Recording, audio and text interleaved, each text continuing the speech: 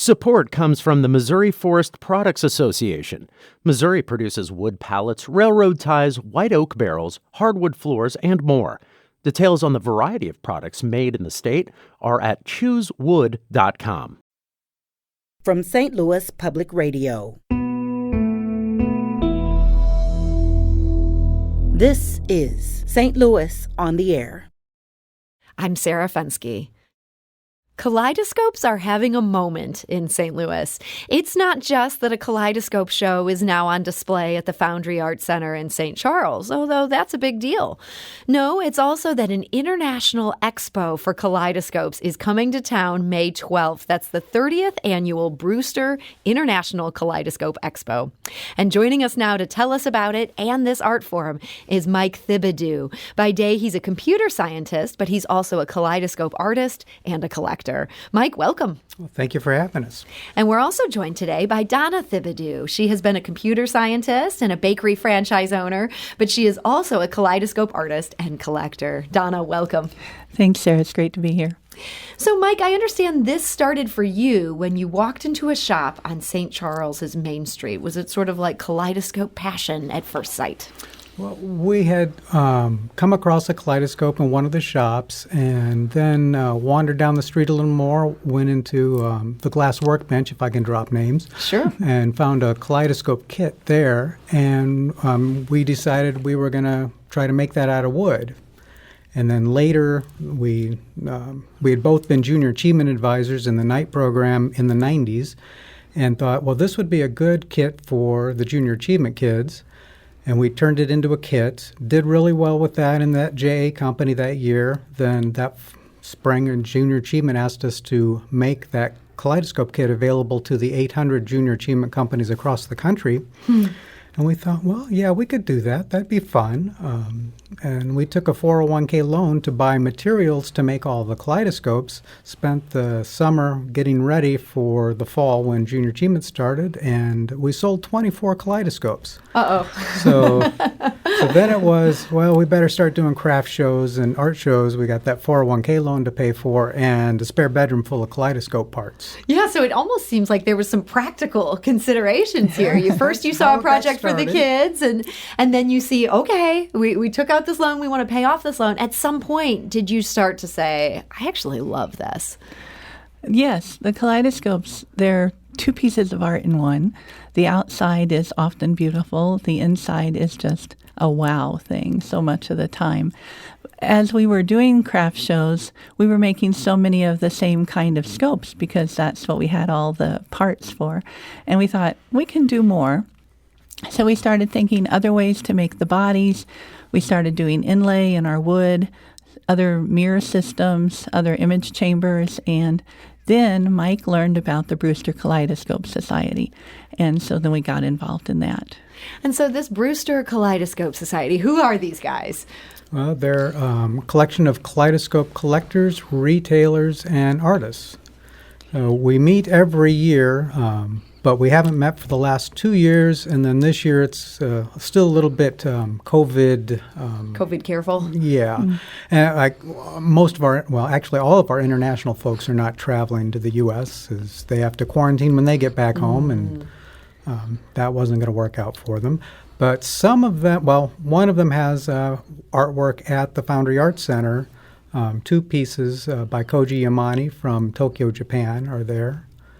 But it's a good time. It's a group of people kind of all with the same passion because the retailers have the same passion for collecting as the artists. And, it's free discussion of how people make, like that scope there doesn't do very good pointing on radio, does it? But, This is a sad problem of radio. I have a gorgeous kaleidoscope in front of me that I don't know that I would have ever guessed was a kaleidoscope if you weren't the one who brought it in here today. And I'm looking through the part of the kaleidoscope I wouldn't think I would look through. And yet on the inside, this is stunning and also so clearly a kaleidoscope. Yes. Kaleidoscopes can surprise you. Oh, yes, very much so. And you mentioned this gentleman from Japan who's not able to travel for this particular expo. Is this an art where you find people are practicing this all over the world? We have a pretty large contingent of artists from Japan and collectors as well, and they have one quite large kaleidoscope museum, just one, I think. But we have people from Israel, Australia, European countries, both collectors and artists. Yeah. And it's quite every continent except for Antarctica. Okay, so yes, this does go all around the world.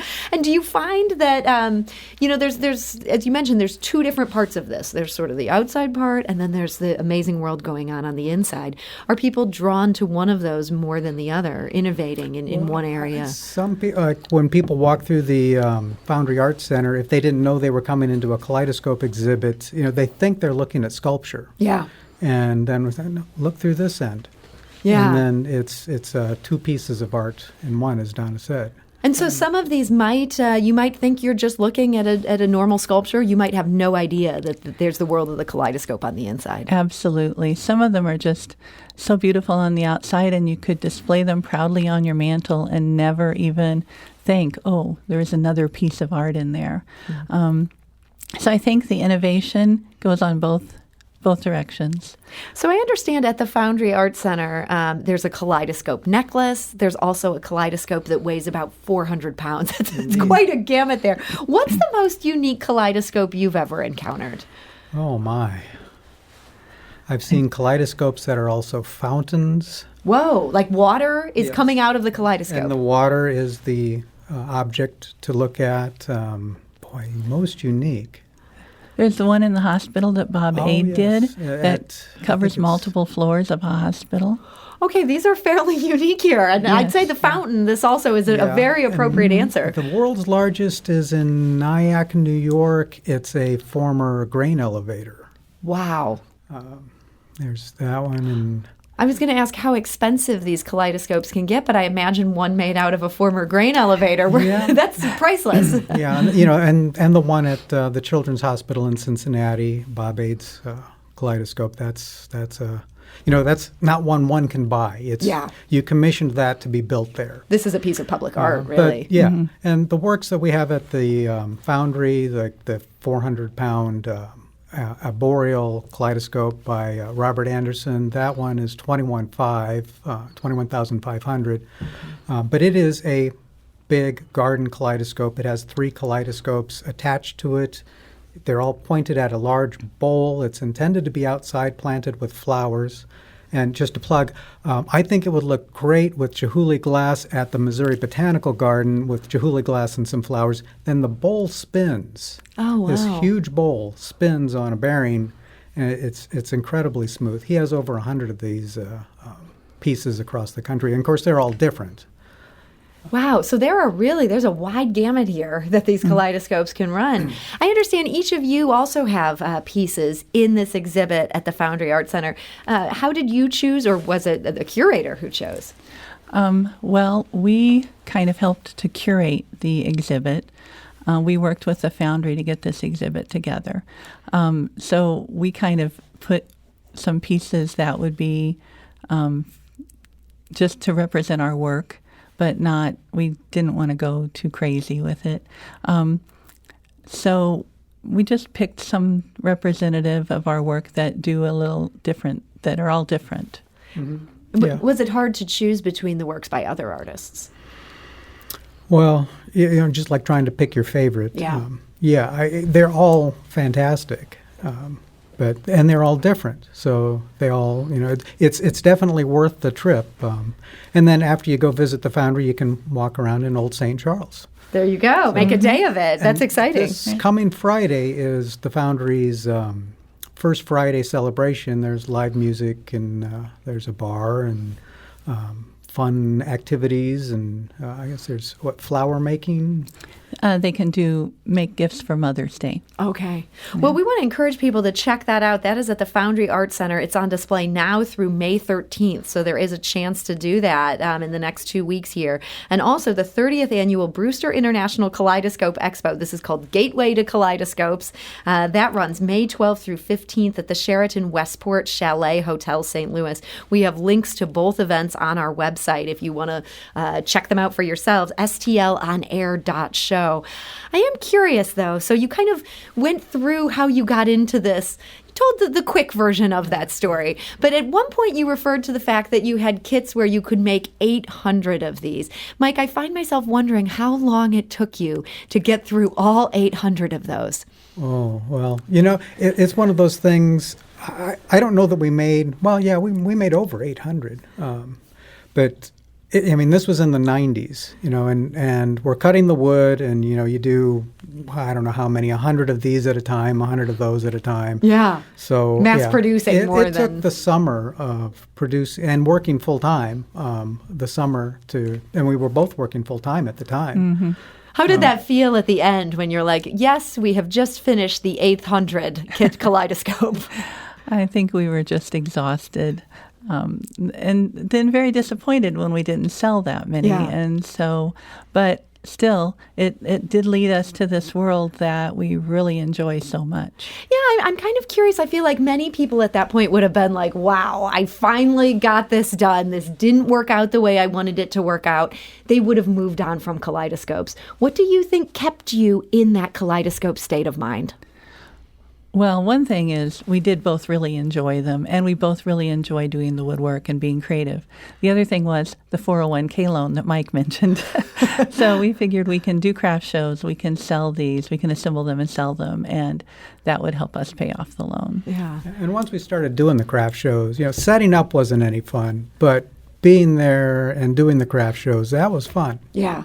And it seems like this is a real shared hobby for the two of you. How does that work out? Do you ever find yourselves getting competitive with each other? Who can build the better Kaleidoscope? We don't really.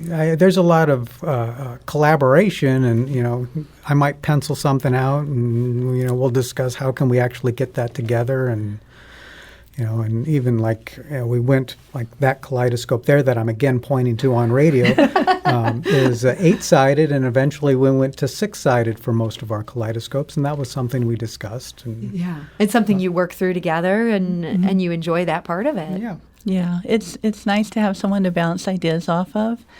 We don't always see things exactly the same way, but most of the time we figure out really just by trying that, yes, this way works better or this way works better. Well, it's resulted in some beautiful Kaleidoscopes. Donna Thibodeau, I want to thank you so much for joining us. Thank you, Sarah. And Mike Thibodeau, thank you so much. Thanks for having us.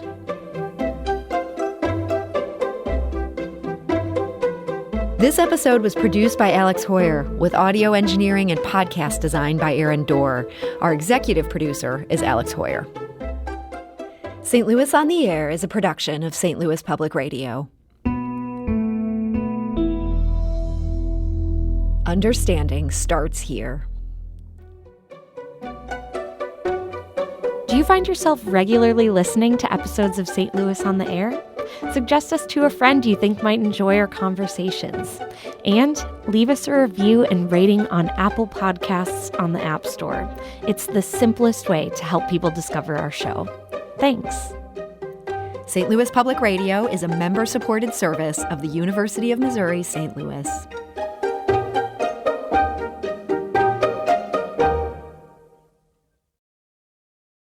Support comes from the Missouri Forest Products Association, committed to conservation and careful management of the state's forests to make them more resilient and better habitats for wildlife.